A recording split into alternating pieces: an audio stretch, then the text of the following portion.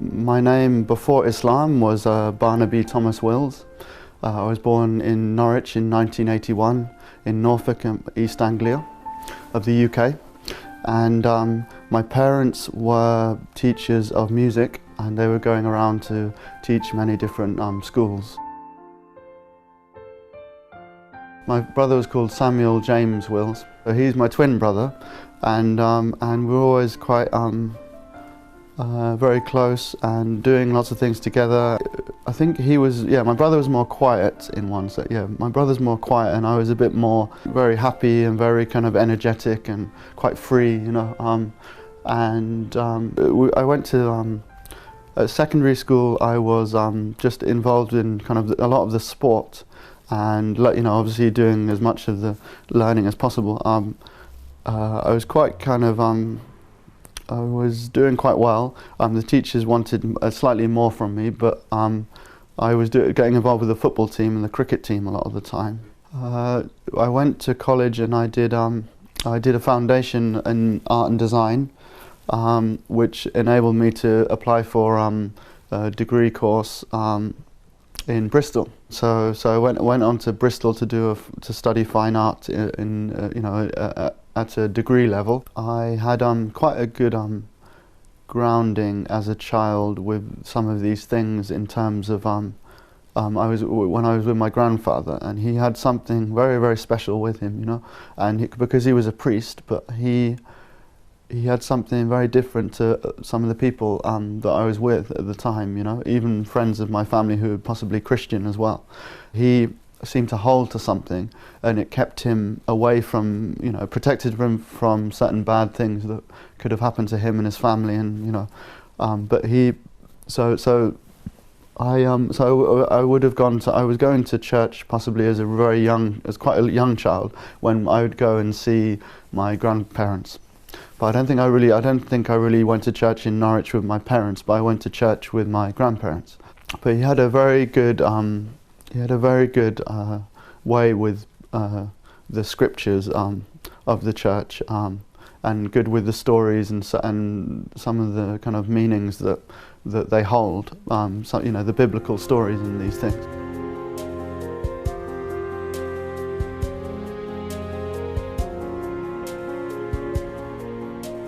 I went to the mosque for the first time to a friend's marriage, and I visited the mosque, and this was before I went onto my degree course, before I left Norwich to go to Bristol.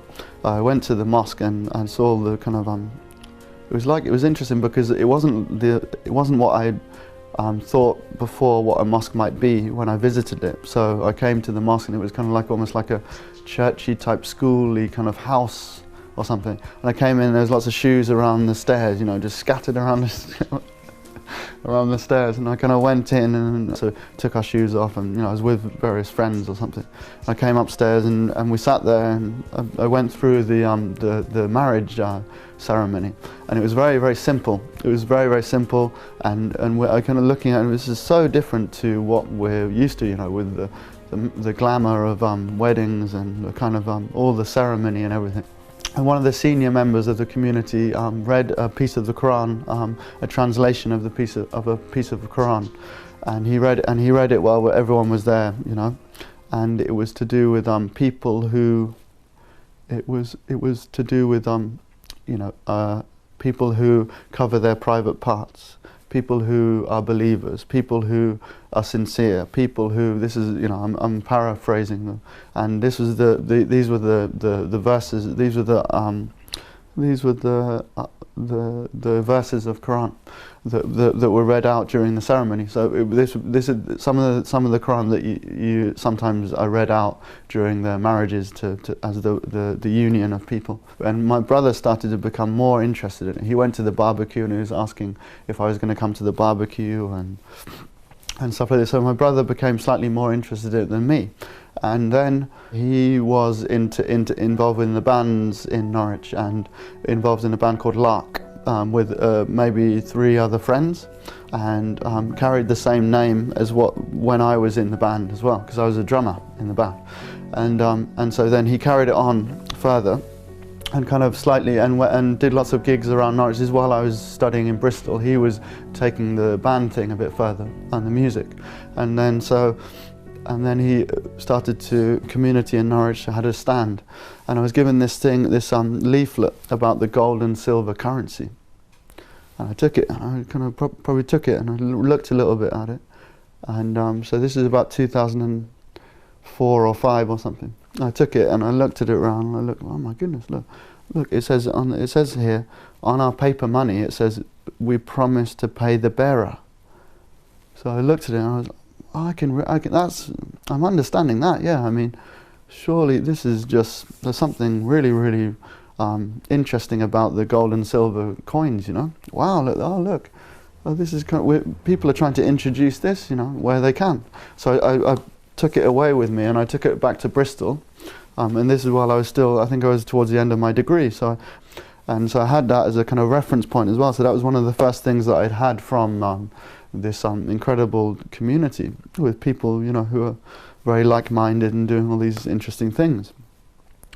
And so this is what my brother was kind of brought up in this time, where he was searching and seeking and playing lots of music and everything. And then so one day, while I was after my degree, he phoned me up on I think it was a Saturday night or something. I was listening to the jazz, you know, and I got a phone, and my brother phoned me, and I said, hello?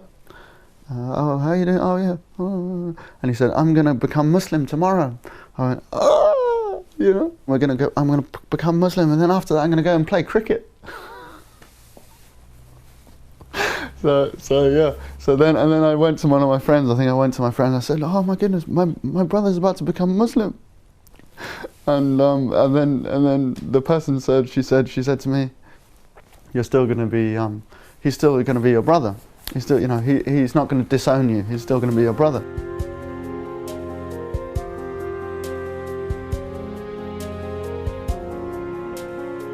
I think I changed as soon as that happened as well. I think I changed, and so because he was getting very involved in it and very interested in Islam, and so when he kind of declared that to me, something changed within myself as well. When I visited back to Norwich, I think it was probably December time, when people, you know, the Christians have the seasonal gatherings and everything. And I came back, and he made a decision. He said to himself, right, you know, I want my brother to have Islam.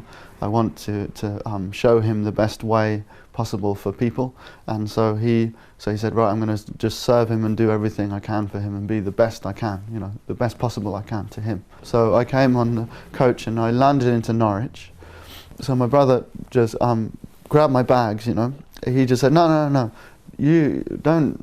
You know, don't you take your bag, I'll take your bag. So he's looking very smart. The first thing, oh my goodness, he's wearing his wonderful kind of long coat, and he looks very smart and very presentable. So he came to meet me, and he took the bags for me.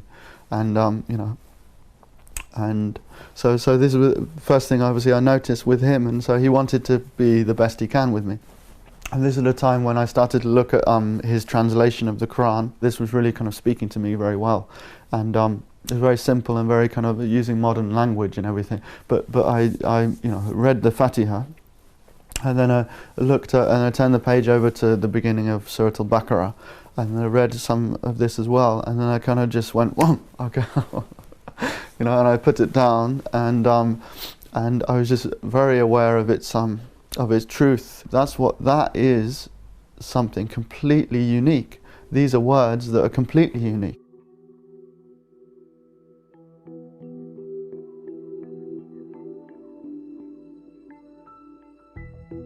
At the time, I was probably staying up a little bit, drinking coffee with some of my brother's friends and stuff like that, and learning and hearing stories about the Prophet ﷺ, and hearing stories about people who were very, very close to Allah, and hearing stories from some of the noble, you know, very, very well-learned people, and hearing these kind of stories, and how they interact with their surroundings and all this kind of thing. And so this was this is really Islam coming to me And so I wasn't going to, let this one go away. I wasn't going to let this pass, because I wanted to take advantage of this completely, and I just grabbed it, And I was aware that what my brother had done was so kind of brave and very, very trusting, very trusting of people, of these people that he was with. So I tried to kind of get as much of it as I could. I tried to get as much of it as I could. During this time, and so he went to a night of dhikr where people sing qasidas, and which are poems, Arabic poems, and worship Allah in this in a slightly different way to just the daily routine of the worship and the practice. So he spent a night there, and I was on my own. I didn't want to watch the Christmas television and all this kind of stuff. I didn't want to go out or do anything. I just wanted to kind of get as much of this wonderful Islam, this wonderful life, this wonderful deen, as much as I could with me. So I was kind of reading, and I was with this, and I remember holding my brother's tasbih, and I was holding it, and suddenly it just broke. It just broke, boom, I just started crying and just crying and crying, because I knew it was like Allah, Allah broke the tasbih, and I just started crying and crying. And so at that point I kind of had to be built up again. I was just kind of smashed, by this force, over me. So I did actually go back to Bristol after that, and just went through the motions of whatever, and came back again, and just really just kind of, okay, I have to finish with my contract of the house that I was renting, and I had to say goodbye to the work and say goodbye to all of the people that I've known for 4 years, because I got to the point where I was like, okay, I really want to become Muslim, and I really believe that all of these things that have been made aware to me are connected to the Islam, and connected to my own journey to Islam. And so when I came back to Norwich, I came back, and my brother was still living with a friend, with a Muslim friend, and he invited me round to a few of the people, the kind of scholarly people of the community, and it was very wonderful, because I could see that they wanted to just help me, they wanted to guide me, and they wanted to give me something that they were with all these many, 30 however many years. And so this was very important for me, because then what helped me was that I could see that there were people who travelled this incredible path, and they'd travelled on it, and they were willing to bring people onto it, and they were willing to guide people and help people become what they'd become. So this is very good grounding, and very kind of it kind of helps to push away some of the things that you might think that you were, that you had to be in, or and so it really helped to say, well, this is your path, this is who you can take from, this is the learning that you can take from, and so all of this was kind of presented to me before I was Muslim as well. And then so it was, I came to the point where I wanted to take the Shahada. I had a shower and got into some, smart clothes and a nice jumper, and got myself ready, got myself completely ready, really kind of hyped up or whatever about it. And I came on the Sunday, and I announced that to some of the people that I'd been with that I wanted to become Muslim. This is the mosque, my local mosque in Norwich. It happens to be one of the oldest mosques for people who have become Muslim, to establish a mosque in anywhere really in Europe. One of the oldest running mosques in that way, where a new community would come and establish a mosque. So it's been here for about 30 years. It has a lot of kind of love for me. I very much love coming to the mosque, and because obviously it's maintained by people that I'm very familiar with and that I'm very comfortable in the company of. And also this is where I became Muslim. I became Muslim with the Imam who does the khutbahs, the Friday sermons, every other week. I'm here on Fridays for the whole of the Muslim community in Norwich. And I became Muslim, and on a Sunday, this was a Sunday in February 2006, about 7 years ago from now, and in this very in this moment that just would change my direction of my life completely for the rest of my life, you know. And it was a very, very special moment for me, obviously, and for all the Muslims who become Muslim and take the Shahada. And so I said the Shahada, and the Imam gave me a name, and he actually gave me the name Abu Bakr.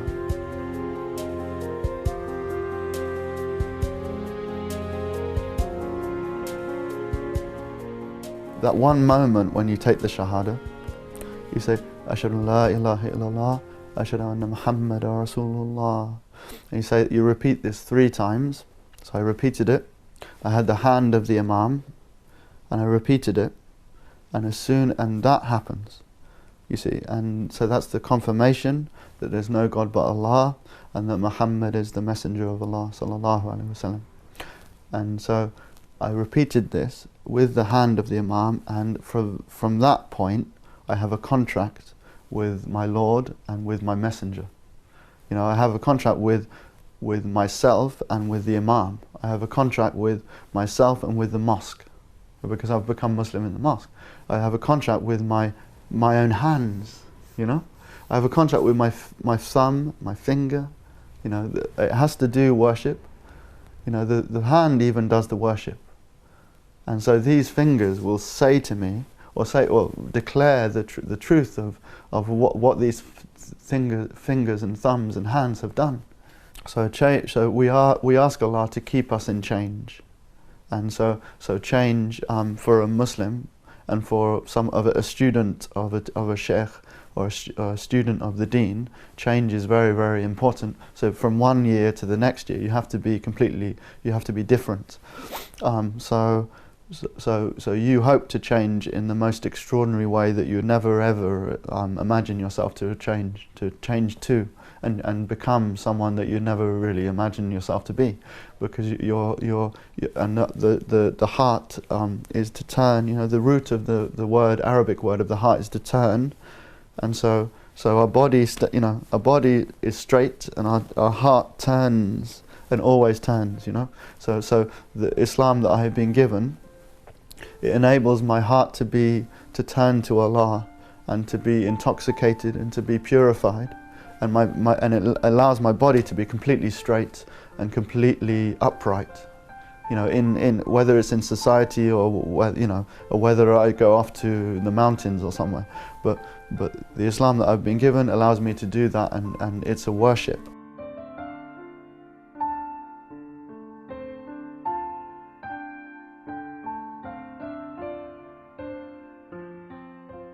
There is an ayat of Quran that says, Inna Allahu ala kulli shay'in qadir.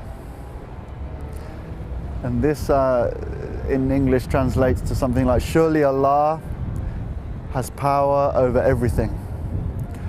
And obviously what we see in the world today is lots of people with who amass wealth, and a wealth that gives them something, and no matter however much wealth you have, or however much influence you have in the place you are or the land you're living, Allah is in control of everything and has power over everything. When we reflect on this, it reminds us how small we are as Allah's slaves, and as just human beings, just Allah's creation. And it reminds us how small we are, and how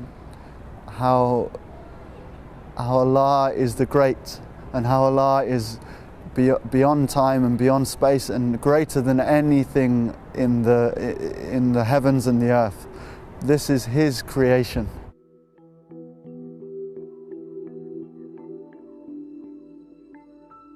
As we can say, Islam is like water. It purifies. Wherever it goes, it purifies. So one of the crucial elements of this is that it has a unique functioning pillar, which is known as zakat. And this is a purification of the wealth. So it can be called a tax.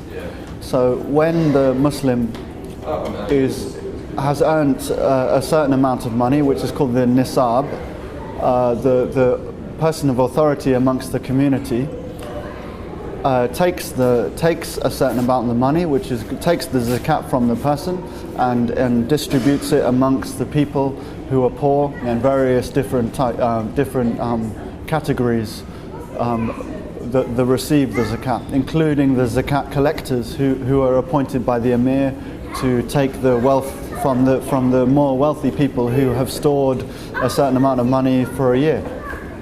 And this wherever it goes, it purifies the wealth of the people, and people use this as people have this as something personal again, like the salat, like the shahada, like the hajj, and like the Ramadan. This is someone's personal worship, but it also has this community element to it.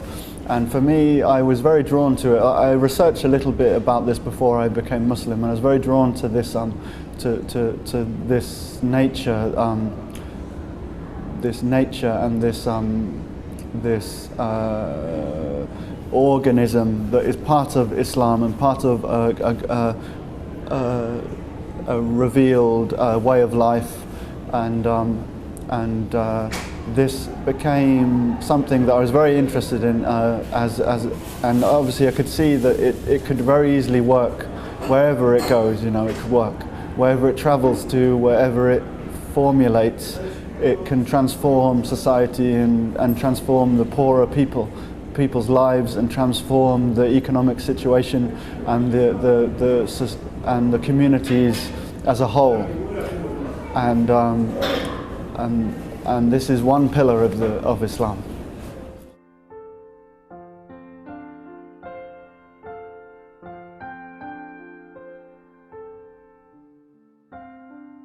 Islam is my ship, and it's my trusty ship. You know, it's my trusted ship, and it's you know, it has absolutely everything. It has completely everything. You know, and I don't want it to go. And it's you know, it gives me the prayer, it gives me the hajj, it gives me the zakat, it gives me the fasting of Ramadan, and the shahada. And so these 5 pillars I have with me, and I'm able to worship Allah. I'm able to follow the Prophet Muhammad sallallahu alaihi wasallam, the Rasul sallallahu alaihi wasallam. I'm able to follow him and his incredible example, and his way with the world, and his way with his family, and his way with his companions, and the way that he dealt with certain situations, and the way he had such courage and such trust and reliance with his Lord. And so Islam really is to follow the way of the Rasul sallallahu alaihi wasallam. So Islam, in its absolute functioning, when it functions in its entirety, it can cure absolutely every situation, any problem or ill or anything. It can cure when it's absolutely standing upright. So Islam means for me, it means for me a means to my Lord. So if I'm living in my life, I want to live so that I return to Allah with the best outcome. You know, so if I want my book to be given on my right hand, which means that, you know, if I want to go to the garden, to the heaven, then I have to have Islam.